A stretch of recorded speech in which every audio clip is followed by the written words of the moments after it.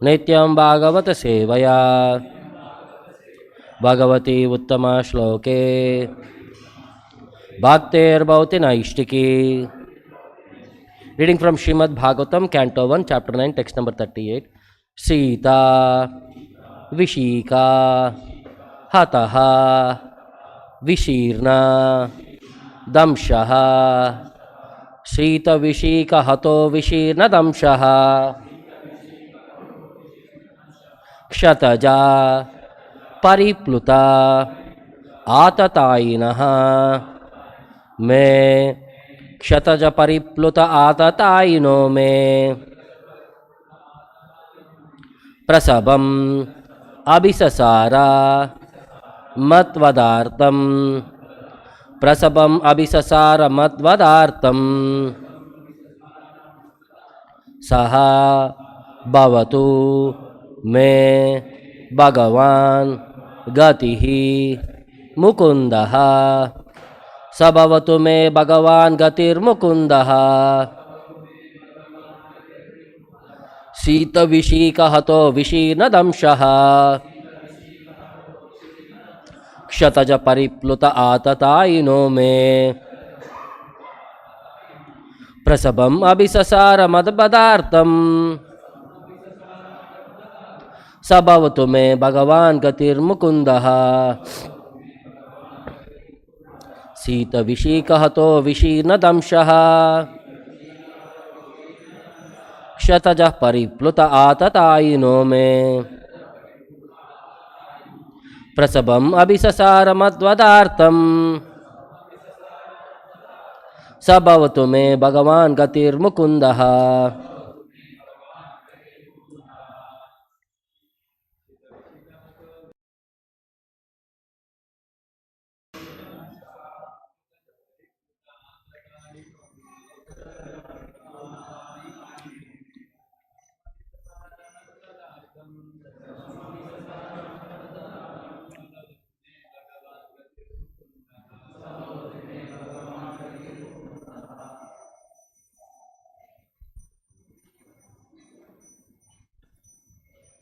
Shita, sharp. Vishika, arrows. Hataha, wounded by. Vishirna damshaha, scattered shield. Kshataja, by wounds.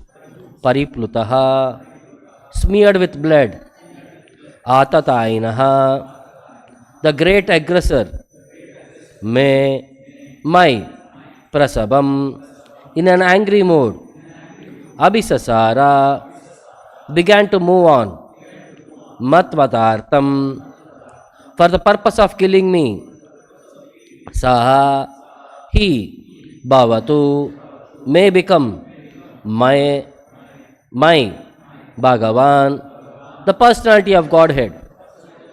Gatihi, destination. Mukundaha, who awards salvation. Translation and purport by Jagat Guru Srila Prabhupada. May he, Lord Śrī Kṛṣṇa, the personality of Godhead, who awards salvation, be my ultimate destination. On the battlefield, he charged me as if angry because of the wounds dealt by my sharp arrows. His shield was scattered and his body was smeared with blood due to the wounds. Please repeat the translation. May he, Lord Śrī Kṛṣṇa, the personality of Godhead, who awards salvation, be my ultimate destination. On the battlefield, he charged me as if angry because of the wounds dealt by my sharp arrows. His shield was scattered and his body was smeared with blood due to the wounds. Purport by Srila Prabhupada. The dealings of Lord Krishna and Bhismadeva on the battlefield of Kurukshetra are interesting because the activities of Lord Śrī Kṛṣṇa appear to be partial to Arjuna and at enmity with Bhismadeva. But factually, all this was especially meant to show special favor to Bhismadeva, a great devotee of the Lord. The astounding feature of such dealings is that a devotee can please the Lord by playing the part of an enemy. The Lord, being absolute, can accept service from his pure devotee even in the garb of an enemy. The Supreme Lord cannot have any enemy, nor can a so-called enemy harm him, because he is Ajita or unconquerable. But still he takes pleasure when his pure devotee beats him like an enemy or rebuffs him from a superior position, although no one can be superior to the Lord. These are some of the transcendental reciprocatory dealings of the devotee with the Lord. And those who have no information of pure devotion service cannot penetrate into the mystery of such dealings. Bhismadeva played the part of a valiant warrior, and he purposely pierced the body of the Lord, so that to the common eyes it appeared that the Lord was wounded. But factually all this was to bewilder the non-devotees. The all-spiritual body cannot be wounded, and the devotee cannot become the enemy of the Lord. Had it been so, Bhismadeva would not have desired to have very same Lord as the ultimate destination of his life. But had Bhismadeva been an enemy of the Lord, Lord Krishna would have annihilated him without even moving. There was no need to come before Bhismadeva with blood and wounds. But he did so because the warrior devotee wanted to see the transcendental beauty of the Lord decorated with wounds created by a pure devotee. This is the way of exchanging transcendental rasa, or relationships between the Lord and his servitor. By such dealings, both the Lord and the devotee become glorified in their respective positions. The Lord was so angry that Arjuna checked him when he was moving towards Bhismadeva. But in spite of Arjuna's checking, he proceeded towards Bhismadeva as a lover goes to a lover without caring for hindrances. Apparently, his determination was to kill Bhismadeva, but factually it was to please him as a great devotee of the Lord. The Lord is undoubtedly the deliverer of all conditioned souls. The impersonalists desire salvation from him, and he always awards them according to their aspiration. But here Bhismadeva aspires to see the Lord in his personal future. All pure devotees aspire for this. Tajansti Bhakti Vedanta Purport. Om Ajnana Timirandasya Jnananjana Shalakaya Chakshuram Militam Yena Tasmai Shri Gurave Namaha. Nama Om Vishnu Padaya Krishna Preshtaya Bhutale Srimate Bhakti Vedanta Swamin Nitinamine. Namaste Saraswate Deve Gauravani Pracharine Nirvishesha Shunyavadi Paschatya Deshatarine Jaya Śrī Kṛṣṇa Chaitanya Prabhu Nityananda Śrī Advaita Gadadara Śrīvāsadi Gauravaktarunda Hare Krishna Krishna Krishna Hare Hare Hare Rama Rama Rama Hare Hare. So we are continuing with the Bhismadeva's prayers on the battlefield, on his deathbed. So Bhismadeva's, what is his aspiration? He wants to see the personal form of the Lord and not to be carried away by the impersonal future. So what is his prayer? What is he trying to communicate? The mood of a devotee is being exhibited here. He is praying, Sita Vishika Hato Vishirna Damshaha. By the sharp arrows, Sita Vishika. Hataha, his body was injured. It was wounded. It was blood coming everywhere. Vishirna Damshaha, his shield was also broken. Kshataja Paripluta Atataino me, and his entire body was wounded and there was blood oozing out. Because of whom? Atataino me, because Bhismadeva, he is saying, I am the aggressor, I am the fighter. I have created this situation. Prasabam abhisasara matvadartam, becoming very angry by the mood of Bhismadeva, by the approach of Bhismadeva, Prasabam. Abhisasara matvadartam, Lord began to move towards Bhismadeva to kill him. Matvadartam, to kill me. Sabhavatume Bhagavan Gatir Mukundaha, let him be my destination, who is the giver of liberation. So Bhismadeva is praying for the Lord to be that mood in which he wants to see the Lord in his last remembrance.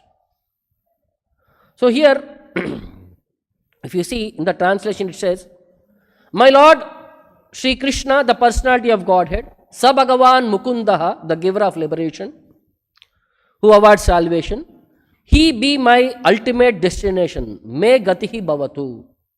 Let it be my destination, gati. On the battlefield, he charged me. Abhisasara matvadartam atataina me. He wanted to kill me because I was an aggressor. As if angry, prasabam. Why he became angry?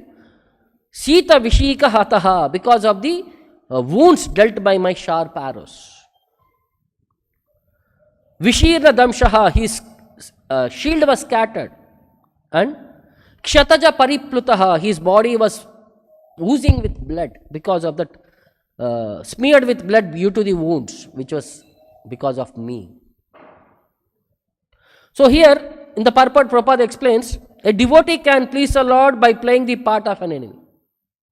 This is very rare circumstances, a devotee playing the part of an enemy. Most of the times, devotees play in unison with the Lord. They want to satisfy the Lord, either in friendship or in service or in paternal or in conjugal love. So they are all primary rasas. Generally, Shastra has 12 rasas, 5 primary and 7 secondary. So majorly 5 primary rasas are which are dominant. The 7 secondary rasas are little momentary rasas. These are. One of that is point is here. It is Bhayanaka, Bibhatsa. These are also one of the rasas which Lord experiences, but they are all secondary. So Lord's actions apparently look in favor to the enemy like Bhismadeva. But actually, Lord was favoring Bhismadeva here. He wanted to protect Arjuna, but he wants to also respect Bhismadeva. The entire scenario was explained in many places, many verses also we had studied earlier also. On one particular day, Duryodhana came to Bhishma and said to him, you are not fighting properly.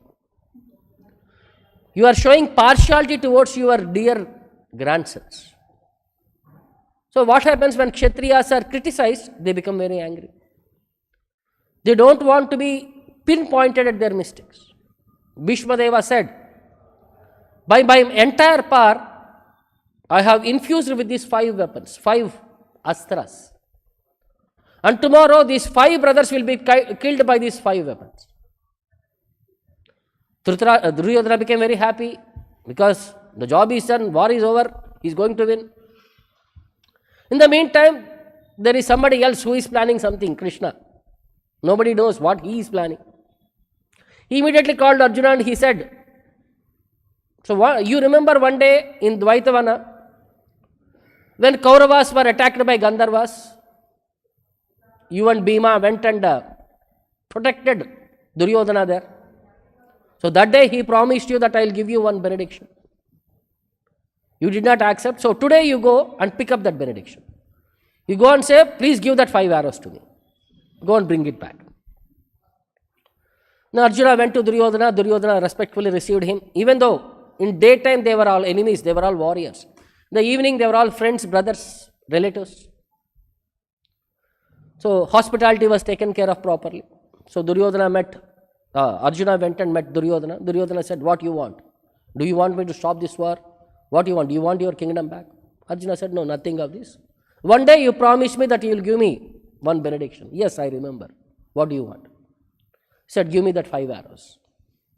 So without hesitation, because Kshatriyas go by their promise. They try to maintain their word. So he immediately gave that 5 arrows and Arjuna brought it back. Now Duryodhana was thinking, tomorrow morning Bhishma will ask me in the battlefield, where are that 5 arrows? What should I say?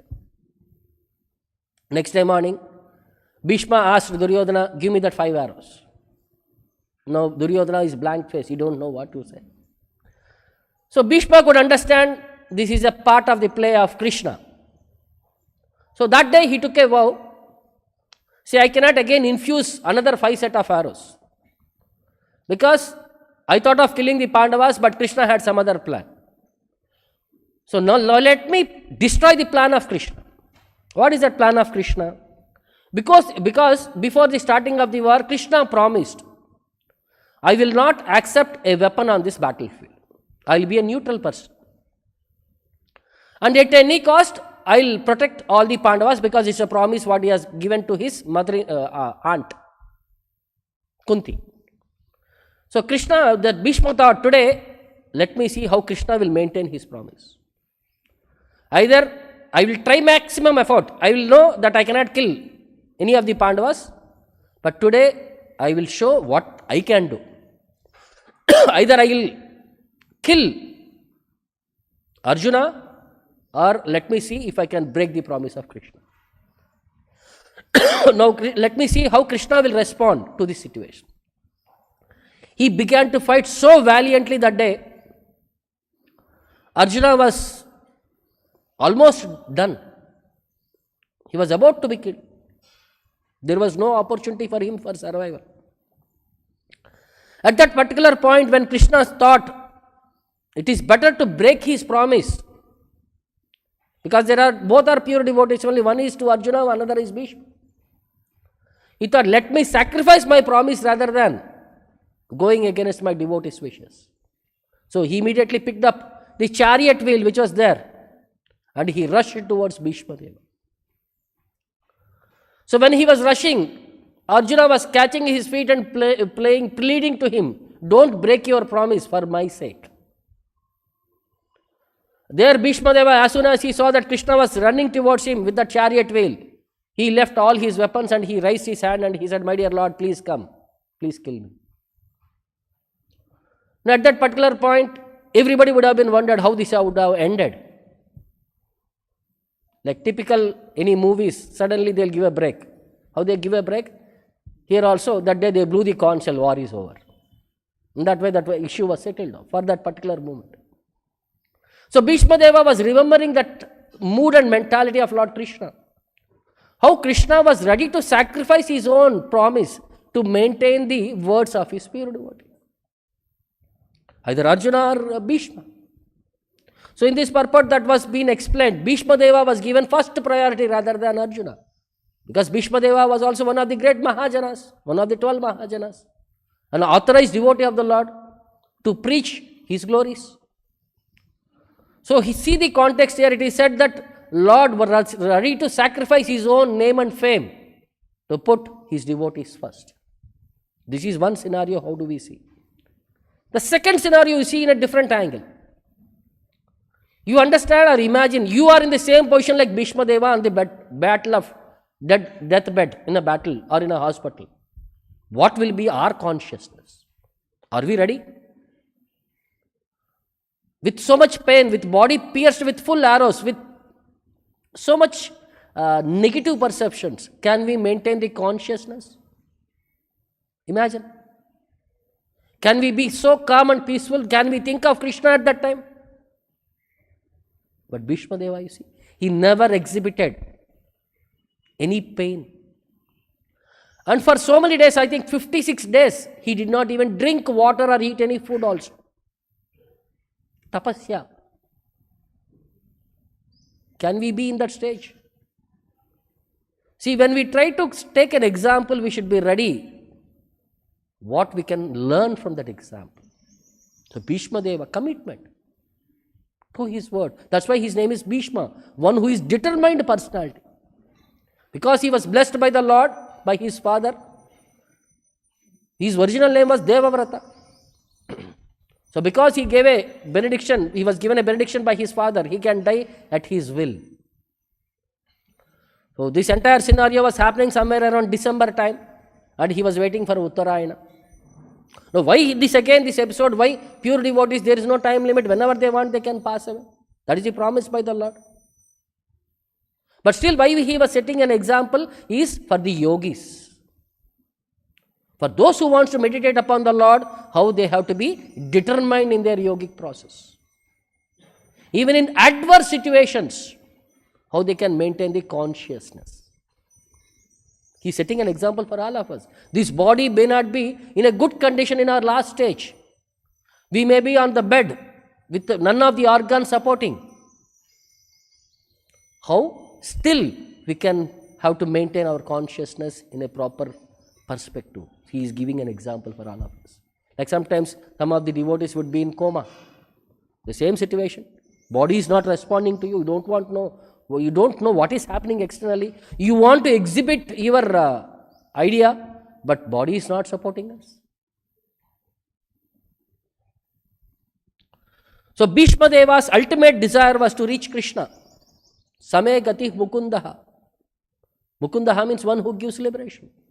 Mukti pradate iti mukundaha. That is the definition. Only Lord Vishnu can give liberation. No other personality is capable in this world to give liberation. You see any story, any personality, many people had worshipped devatas, some Shiva, some Brahma, any personality you worship. They had promised anyone that they can give liberation. Ravana worshipped Shiva, he could not give liberation. Hiranyakashipu worshipped Brahma, he could not get liberation. They tried alternatively by some means and ways, but that is not a thing. Hiranyakashipu said, I cannot be killed neither day and night. So many questions he had put. No. When Lord came, everything in a moment was finished. So that's why liberation is only possible when it is given by Lord Vishnu. This is the statement given by Lord Shiva himself, who says, Mukti pradata iti mukundaha. Only Mukunda can give liberation. Only at one place it is said that Lord Shiva gives liberation. There is only one place. That is place where in Kashi, in Manikarnika Ghat, when a person dies there, it is said that Lord Shiva, as Guru, will chant Narayana mantra into his ear. Because what is the principle? Ante Narayana Smriti. If you can remember Narayana at the last moment of your life, then our goal is reached. So Lord Shiva promises anybody who passes away in Kashi, when their body is being burnt at Manikarnika Ghat, at that particular point, Lord Shiva will come as Guru and he will chant Narayana mantra into his ear and he will give liberation as a Guru, not as Lord. So that is the only promise Lord Shiva had made for devotees. So that's why if you see Harishchandra Ghat and Manikarnika Ghat, 24 hours round the day, if you go there, bodies are burnt continuously. If they had been died elsewhere also, they will bring there to that specific ghat to be burnt. So that's good opportunity, good place. So, how do we understand about devotional service? Here Bhismadeva was exhibiting characteristics of a highest devotee. How Bhagavatam glorifies that highest devotee? In the 11th canto we see, Bhagavata Uru Vikramangri Shaka Nakamani Chandrikaya Nirashtatape Hriti Katam Upasidatam Punassa Prabhavati Chandra Ivodite Arkatapaha. So, Katam Upasidatam Punassa Prabhavati. How can the fire of material suffering continue to burn the hearts of those who worship the Supreme Lord? Because Bhagavata Angri, devotees are very much attached to the lotus feet of the Lord, Bhagavata Angri. And Uru Vikramaha, the Lord who has performed specific deeds. And Shaka Nakamani, and his beautiful nails on his toes resemble valuable jewels. Chandrikaya, the effulgence which comes out of that nails resemble the cooling moonshine. And Nirashtatape Hrudi, and that moonshine, how many of you have gone on a full moon night into an open area where there is no other light and experienced the full moon night? Have you seen full moon night? Have you gone to the top when there is a power cut in olden days? Not now, at least in olden days. When you go to a top or open area where there is full moonlight, what will be your mood and experience? You'll be very calm, very happy, and very cold. You'll experience that peacefulness in your life. So that effulgence which comes out of the full moon is considered like very cooling. Prabhupada, one place he explains why moon is cooling, why sunrise is hot. Because he said there is a fire which is burning within the moon planet and which is surrounded by a very thick layer of ice. The light which is coming because of the thick layer of ice is having that cooling effect. That's why moon rays is always cooling. So the light which is emanating from the toes of the Lord, which is also in a similar moonshine, Chandrika. Chandra, Chandrika. And what it relieves, that cooling moonshine, what it relieves? Nirashtatape Hrudi, the suffering within the heart of the pure devotee. When you get the lotus feet of the Lord, the suffering of separation from the Lord, all that sufferings are vanquished because of the light which is emanating from the lotus feet of the Lord as Chandra Ivodite Arkatapaha. As soon as the moon rises in the evening, the heat of the sun was finished for that day. You experience, the sun is gone and moon has risen.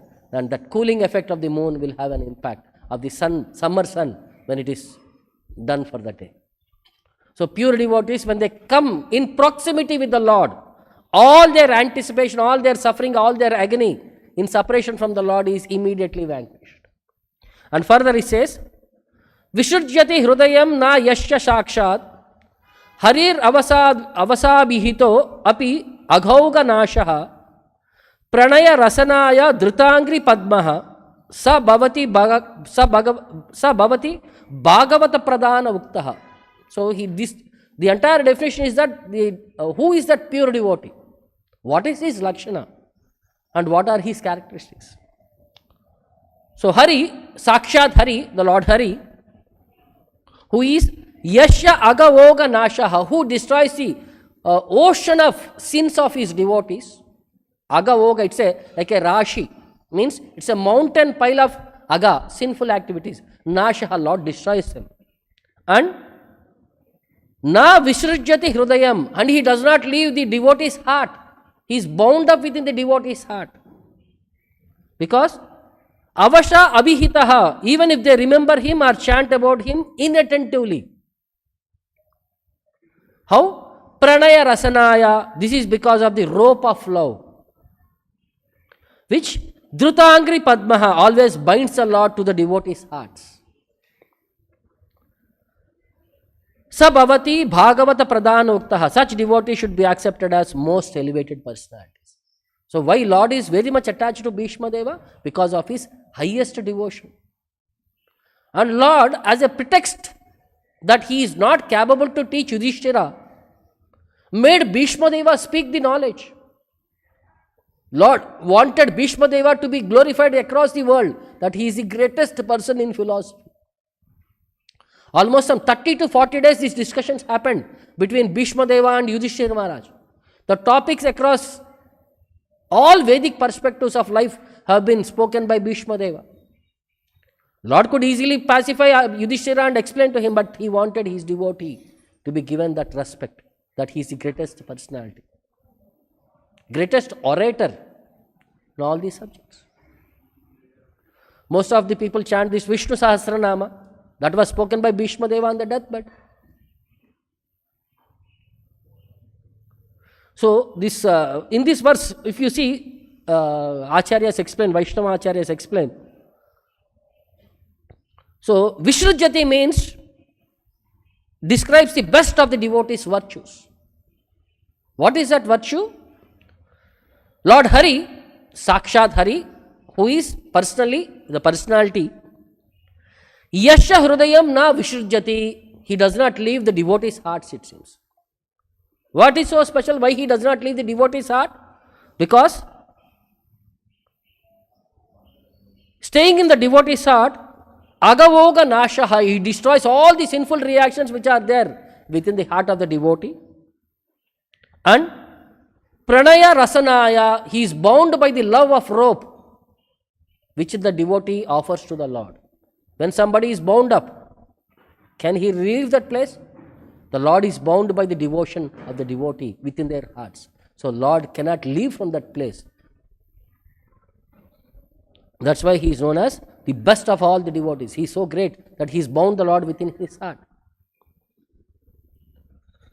So because the Lord stays in the heart, is there any chance for other lower qualities to enter there? No chance for lust and any of the other qualities. Kama, Krodha, Lobha, Moha, Mada, Matsarya cannot even have a presence of a trace within the devotee's heart. And how this happens?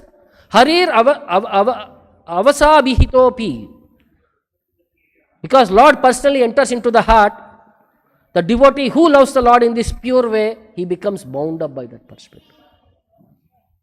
And if even by chance devotee calls the Lord accidentally or unintentionally, Lord personally comes to him. Because my devotee has called me, I don't know what emergency it is, I want to be there. Means so much the Lord becomes attracted to the devotee. Even unintentionally, if the devotee calls, Lord becomes present there. So Jiva Goswami explains about these pure devotees and their qualities. He says, तापादि पंच संस्कारो नवेज्या कर्म कारकः अर्थ पंचक विद्विप्रो महाभागवत स्मृतः. Who is that Mahabhagavata? What are his qualifications? In the Padma Purana, this reference is given. A Brahmana who follows 5 samskaras, tapadi pancha samskara, then naveja karma karakaha, then beginning with performing austerities, who actively worships the Lord, Artha Panchaka Vidvipro, who is learned in 5 branches of knowledge, Mahabhagavata Smritaha, he is considered as greatest devotee. Now what are that? What are that tapadi pancha samskara?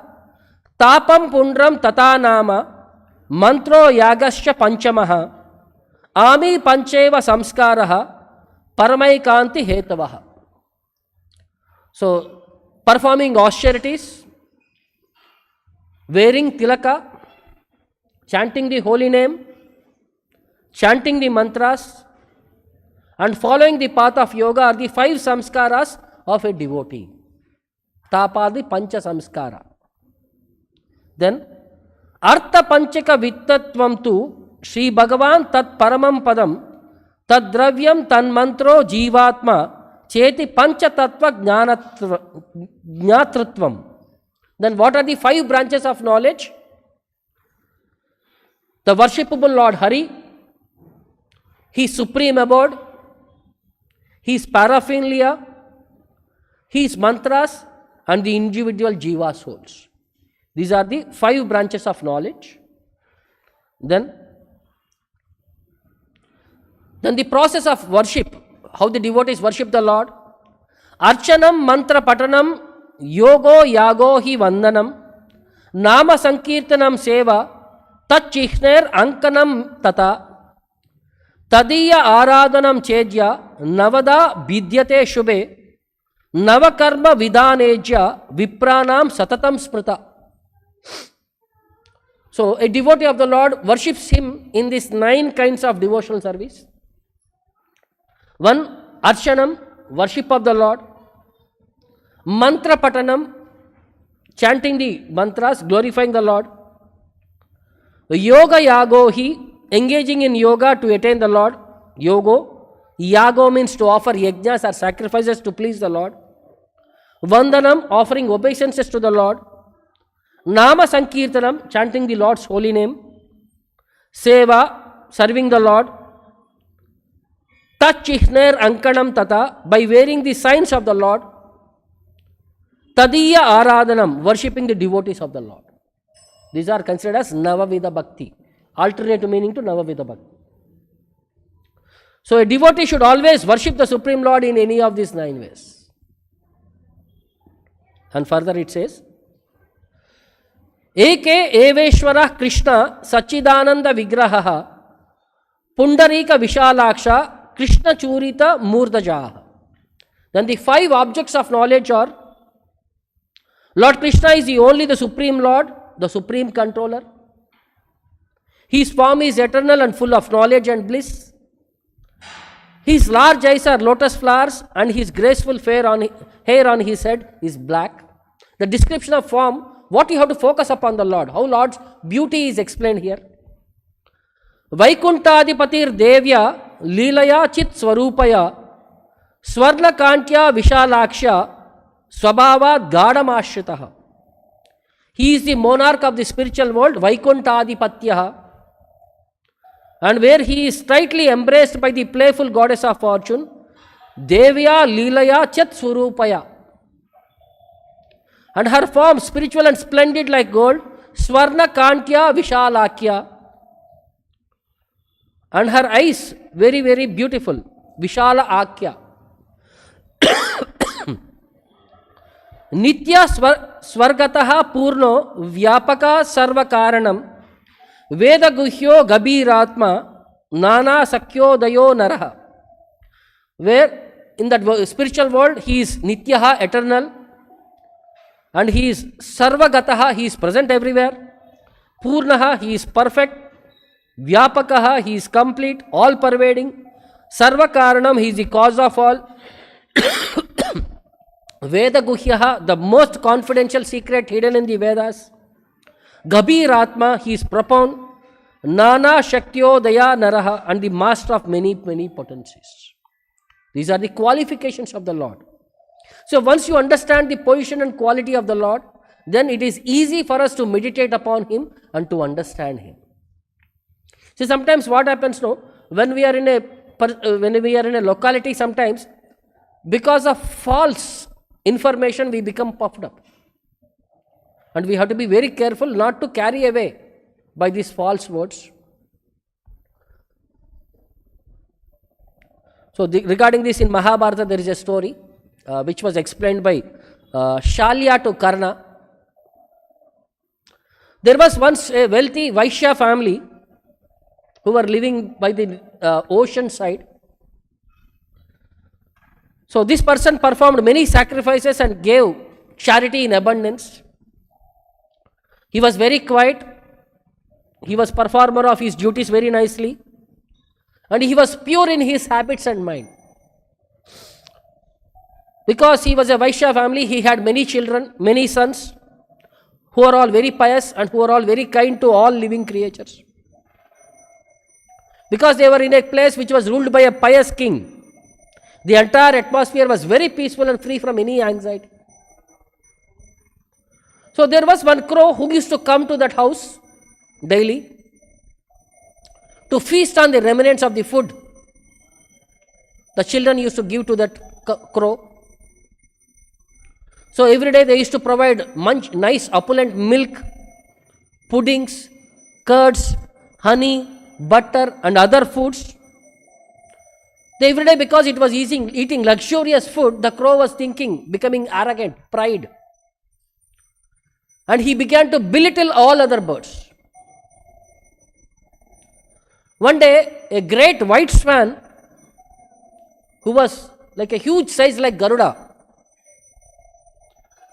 in terms of speed and flight, came to the shore of the ocean. So when the sons saw that huge personality, they started joking with that crow. They said, "Oh, ranger of the sky, you are superior to all those big birds." Now the crow is thinking, yes, I am better than that swan. So he was thinking, yes, these words are very true.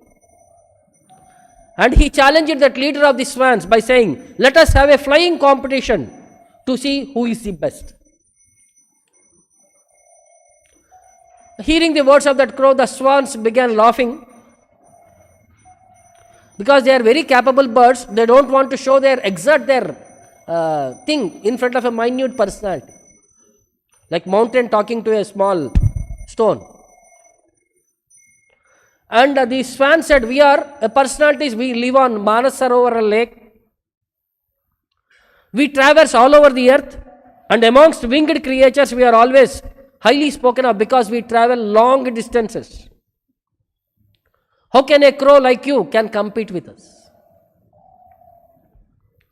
The crow started replying, "I am great, and I can tell you, before your eyes you can see me. I can fly in 100 different varieties." Like now in Bangalore somewhere, that Aero India show is going on. Sometimes here also in Hyderabad. You see different airplanes, they show their maneuvers, they try to show how we can fly around. This crow is saying, "I have 100 varieties of flying. I can show my best capacity how I can fly.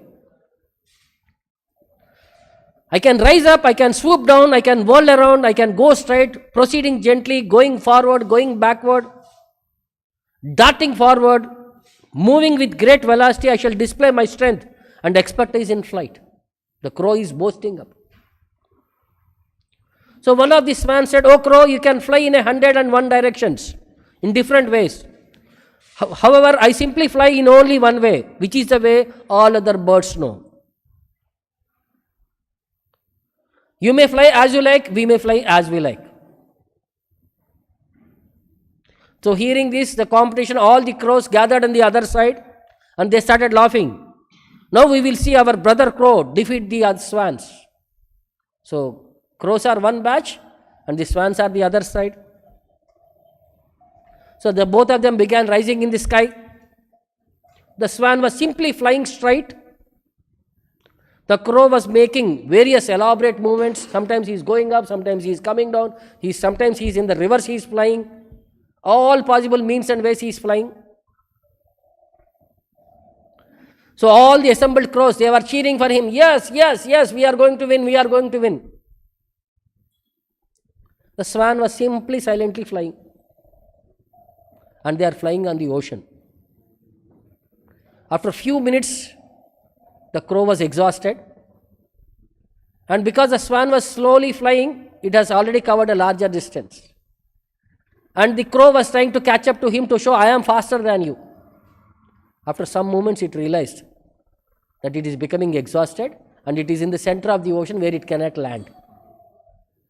Now it came to its senses. Then it started crying. It started thinking, now who will save me? If I land in the water, that's it, I am gone. There are so many creatures in the water they will devour me immediately.